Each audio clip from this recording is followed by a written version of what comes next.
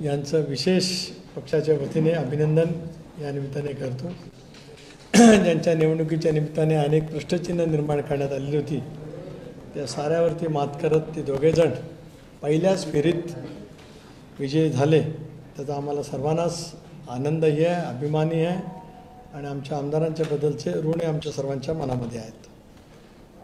महाराष्ट्राच्या सरकारने, महायुतीच्या सरकारने अजितदादांनी 10वा अर्थसंकल्प मांडत असतानाच मुख्यमंत्री माझी लाडकी बहीण या नावाने एक अभिनव योजना संबंध महाराष्ट्रामध्ये पहिल्यांदाच दिली।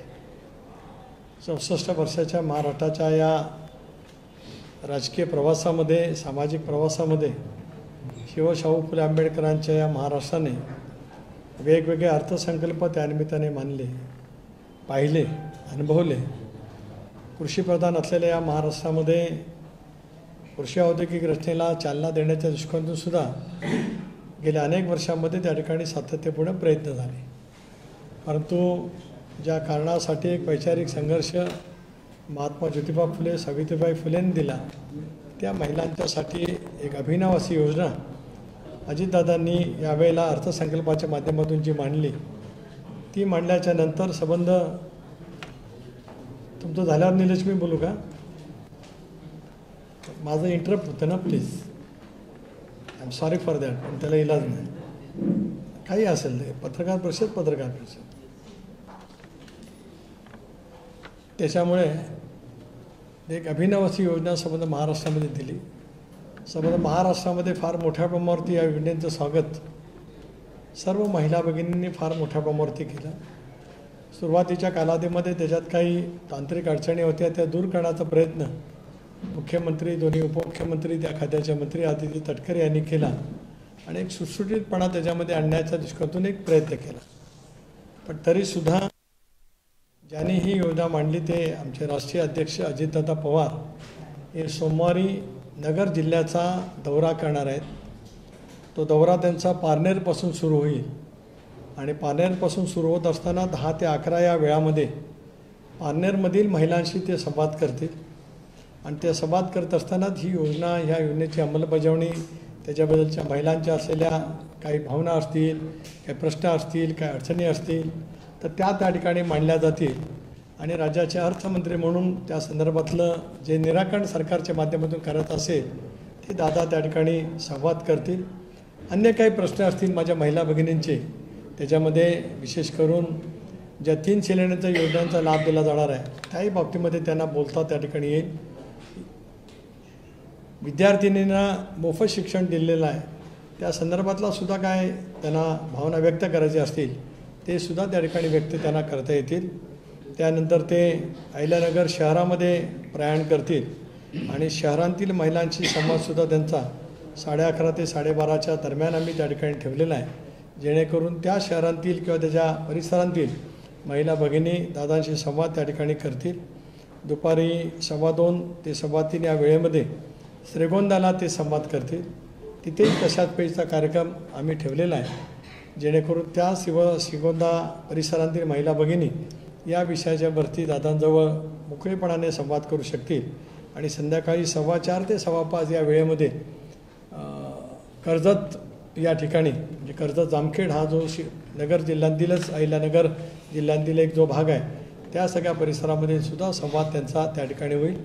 दिवसभरामध्ये त्यांच्या या संवाद कार्यक्रमामध्ये त्यांचा थेटपणाने संवाद महिला भगिनीशी करण्याचा उपक्रम राष्ट्रवादी काँग्रेस पक्षाने त्या ठिकाणी आयोजित केलेला आहे। त्यांच्या दौऱ्यामध्ये महिला बालकल्याण खात्याचे मंत्री आदिती तटकरे असतील, महिलांचे अध्यक्ष त्याही त्या ठिकाणी आहेत, शक्य असेल तर त्या दिवशी कृषी मंत्री धनंजय मुंडे हेही त्या दौऱ्यामध्ये त्या ठिकाणी सहभागी असतील, जेणेकरून या दौऱ्याच्या माध्यमातून एक महाराष्ट्रातल्या महिला भगिनींना या योजनेच्या संदर्भामध्ये काय वाटतं, काय अडचणी असतील तर त्यासुद्धा निराकरण करण्याच्या दृष्टीकोनातून पुढच्या कालावधीमध्ये पावलं त्या ठिकाणी उचलता येतील, असा हा कार्यक्रम आम्ही त्या ठिकाणी पक्षाच्या वतीने नियोजित केलेला आहे। आज आपल्यामार्फत जे बोलायचं होतं ते सुरुवातीला हे आहे, आपल्याला काय संवाद करायचा असेल ते करावा आणि मग इतर बाबतीमध्ये मला जे आपल्याशी बोलायचं असेल ते मला बोलता येईल। फक्त हा जो आहे नगरची संबंधित आहे, पूर्ण महाराष्ट्रात अशा पद्धतीचे वेगवेगळे दौरे खानागाळ होणार नाही 22 म्हणजे परवा सोमवारी जो 22 तारखेला कार्यक्रम आहे तो नगर जिल्ह्यात आहे, परंतु हा संबंध महाराष्ट्रामध्ये राज्यव्यापी दौरा करण्याच्या दृष्टीकोनातून आम्ही नियोजन करतो. त्याच्या तारखा अजून निश्चित व्हायच्या आहेत आणि त्या झाल्याच्या नंतर मग आम्ही त्या संदर्भातली माहिती त्या ठिकाणी आपल्यासमोर ठेवू.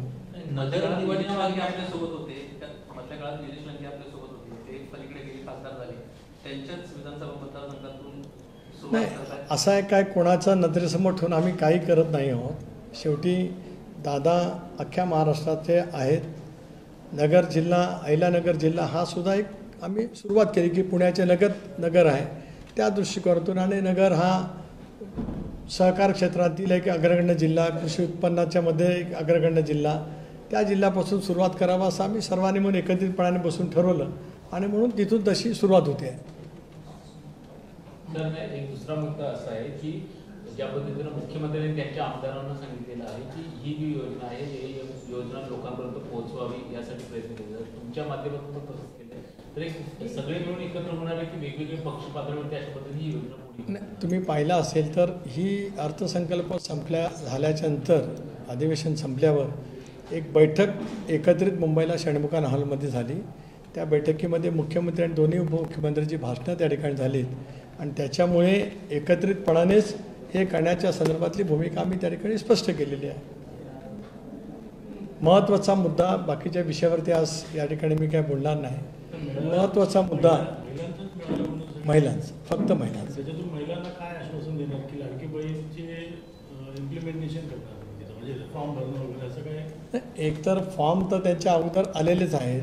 फॉर्म आल्याच्या नंतर काही अडचणी त्याच्यामध्ये नसतील, त्यांच्या काही शंका असतील तर त्या संदर्भातला एक त्यांचा थेट संवाद दादांशी करावा असं त्याच्या पाठीमागचा हेतू आहे.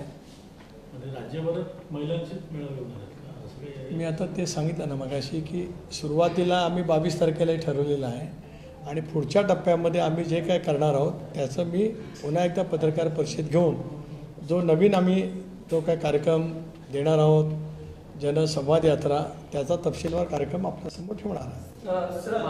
पावसाळ्याचे दिवस आहेत, बारामतीमध्ये सभा झाली त्या ठिकाणी सुद्धा काही गर्दी नाही अशी एक व्हिडिओ बाहेर आलेली. दौरा यशस्वी होईल असं वाटतं? मी आता आपल्यासमोर तपशील ठेवला आहे. आपल्याला त्याच्यातून अनुभवायला मिळेल की दौरा यशस्वी होतोय की नाही. बारामतीला सुद्धा चांगल्या पैसा मेळावा नक्कीच त्या ठिकाणी झाला. पाऊस आहेच, पण पाऊस असला नसला तरी आम्ही जनतेपर्यंत आहोतच. विकास आणि जनता हा आमचा आत्मा आहे. त्या पद्धतीने आम्ही काम करण्याचा प्रयत्न पुढच्या कालावधीमध्ये करणार आहोत. त्याच्यात निसर्ग, प्रतिकूल वातावरण, प्रतिकूल परिस्थिती याची कसली तवा न बाळगता जनतेशी संवाद आणि विश्वास, अतूट असं नातं आणि विकास या पद्धतीनंतर गरिबांपर्यंत पोहोचण्याचा आमचा उपक्रम आहे. जामखेड जो मतदारसंघ आहे तो रोहित पवार तिथून आमदार आहे, तर स्पेसिफिक याच्यासाठी काही नियोजन केले? काही कशासाठी काही नियोजन नाही. आता आमचं एकच नियोजन आहे की जनतेपर्यंत जाणं, विकास घेऊन जाणं. विश्वासार्थी आहेच, विश्वासार्हता पॉलिटिकल क्रेडिबिलिटी या महाराष्ट्रात कोणाची आहे ती अजितदादांची आहे. तर ती क्रेडिबिलिटी आहेच, पण अधिक संवाद केला तर जनतेच्या मनामध्ये, विशेष करून महिला भगिनीच्या मनामध्ये काही शंका असतील, काही अडचणी असतील तर त्या निमित्ताने समजून घेणं आणि मग आवश्यक असेल तर बदल सुधारणा करणं हा त्याच्या पाठीमागचा हेतू आहे. तुम्ही जे टार्गेट करताय ते जे असेंब्ली तुम्ही लढवणार आहात ते मतदारसंघात तुम्ही जाणार आहात नगर आणि पुढे का कुठले रॅन्डमली तुम्ही? आम्ही संबंध महाराष्ट्रामध्ये फिरणार आहोत. शेवटी महाराष्ट्रामध्ये महायुती सामोरे जाणार आहेच, त्यामुळे आम्ही पक्षापुरता सीमित विचार करत नाही. आम्ही महायुती म्हणूनच या निवडणुकीला सामोरं जाणार. फक्त जर का तुम्ही जे त्या दिवशी म्हणाला होता की it will be part of a जनसंवाद यात्रा, तो हे जे सगळे डायलॉग जे असतील that is a part of जनसंवाद यात्रा का इट्स अन इंडिपेंडेंट एक्झरसाइज? नाही, हा इंडिपेंडंट एक्झरसाइज ही आम्ही ठेवणार आहोत, पण जनसंवाद यात्रेच्या निमित्ताने आम्हाला जे अपेक्षित आहे तेही मी लवकरच आपल्यासमोर ठेवेन.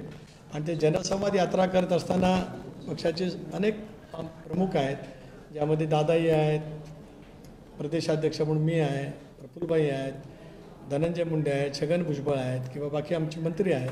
ते आता आम्ही एक स्वरूप ठरवतो आहोत. ते योग्य स्वरूप ते ठरलं की आपल्यासमोर आम्ही त्या पॅरल थिंग आहे. आता पहिलं महिलांना आहे टार्गेट आणि दुसरं ती असेल ते एन्कम्पासिंग ऑल सेक्शन्स. सर, महायुतीकडनं प्रत्येक जण म्हणजे जागा वाटपावरती दावा करताना पाहायला मिळतो. शिवसेनेकडनं जवळपास 150 जागा. आजचा हेतू 22 तारखेच्या कार्यक्रमाच्या नियोजनापुरता सीमित आहे. त्यामुळे कुठल्याही राजकीय विषयावरती मी या ठिकाणी आज बोलणार नाही. 22 तारखेचा हा दादांचा दौरा आमच्या सर्वांच्या दृष्टिकोनातून महिलांचा सन्मान, महिलांच्यासाठी दिलेली क्रांतिकारी योजना, त्याची अंमलबजावणी करणं यालाच आमच्या सर्वांच्याकडनं अधिक प्राधान्य आहे.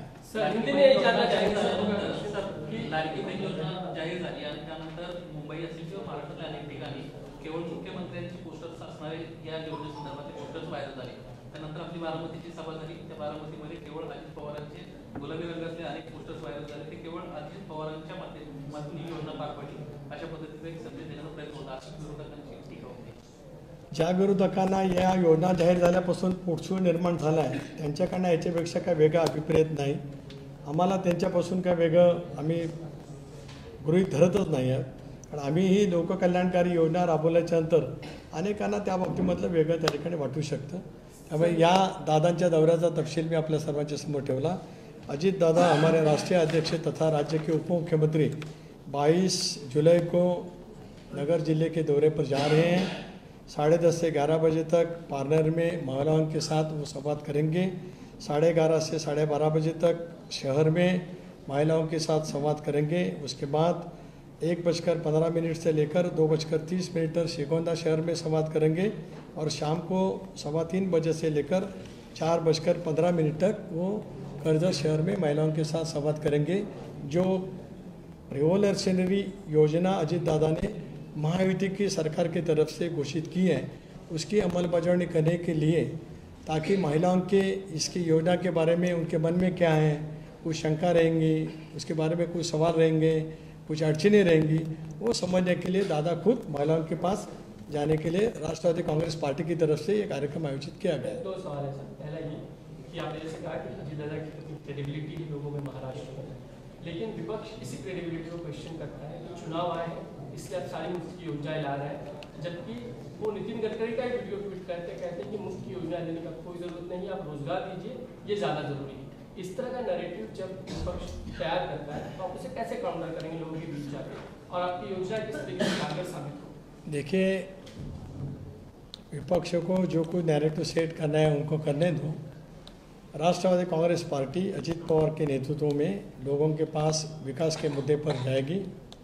जाने के लिए जो कुछ करना है वो पार्टी के संगठन के माध्यम से किया जाएगा.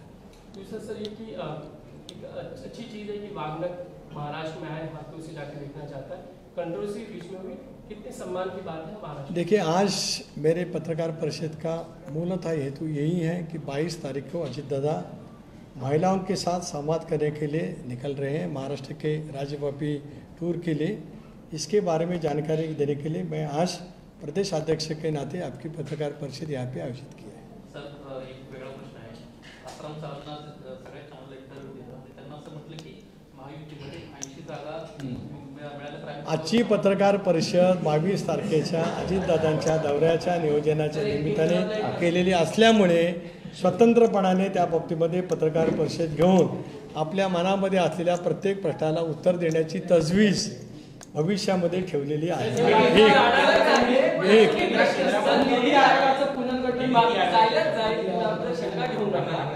हिंदी में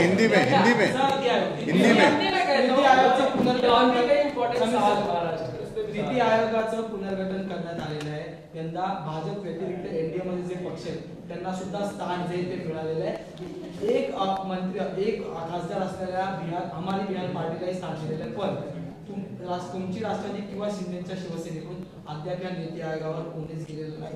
तुम्ही स्वतः संसदेत प्रतिनिधित्व करत आहात, कसं बघतात या संबंधात? आजचा विषय मुख्यमंत्री लाडकी बहीण या योजनेच्या पुरता सीमित आहे. एक छा बोलतोस. दुसरा महत्त्वाचा म्हणजे राष्ट्रीय अध्यक्ष अजितदादा पवार आणि राष्ट्रीय कार्याध्यक्ष प्रफुल्लभाई पटेल यांनी श्री धनंजय मुंडे यांची राष्ट्रीय मुख्य प्रवक्ते म्हणून नेमणूक केलेली आहे. हे आज आपल्याला आपल्यामार्फत या ठिकाणी मी सांगू इच्छितो आहे. आणि राज्यामध्ये प्रदेशाध्यक्ष म्हणून अजितदादांच्या मान्यतेने राजेश विटेकर एक नवीन प्रवक्ते आज त्या ठिकाणी मी घोषित केलेले आहेत. सगळ्या यांची यादी मी उद्या पुन्हा आपल्याकडे त्या ठिकाणी प्रसिद्धीला पाठवेन. धन्यवाद. धन्यवाद.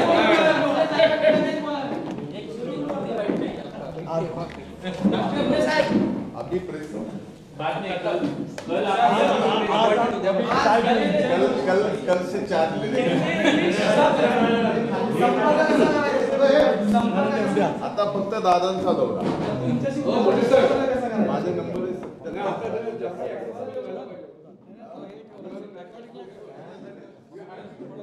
रेकॉर्डिंगला ठेवलं